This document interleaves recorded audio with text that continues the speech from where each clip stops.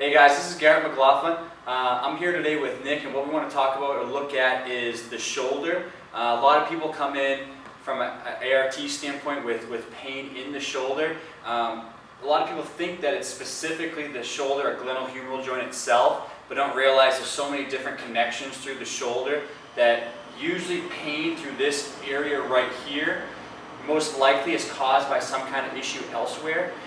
So with the shoulder itself, we got to think of it as a complex. So we have the SC joint, sternoclavicular joint, glenohumeral joint. We have the AC joint where the clavicle and the scapula come up and attach, and then the scapulothoracic joint, that shoulder blade on the back. One thing I always like to look at with shoulder injuries, regardless of where the pain is how the shoulder blades are moving. So if he spins around, so if you think here, shoulder blades on the back side, they have to move freely to give enough motion for this joint to function the right way. So if he comes up nice and slow from his side and raises the arms overhead, we're looking at what's called scapulohumeral rhythm.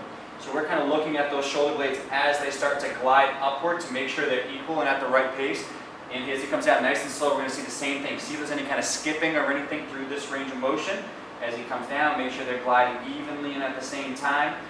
It's surprising in a lot of situations where people have different rotator cuff, biceps tendonitis, rotator cuff tendonitis, rotator cuff tears, subacromial impingement. The issue doesn't lie. A lot of times the symptoms are kind of in that shoulder itself, but the issue is that shoulder blade isn't gliding freely the way it should. So what we need to do is help relieve the symptoms, specifically right here around the shoulder, but kind of free up those muscles around the shoulder blade that are not allowing it to upwardly rotate and move. That's not giving the shoulder enough motion here to function the way it should. So a big thing with shoulder injuries, don't just think about the shoulder here specifically. Think about these other areas. Think about those shoulder blades. How they're moving. Are we balanced? Are we tighter through the chest? And are we in more of a rounded posture?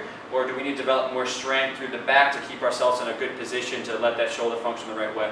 So there are a few ideas on kind of maybe a shoulder issue you're dealing with. Again, think outside the box, not just on this area, but the entire shoulder complex itself. Thanks for watching.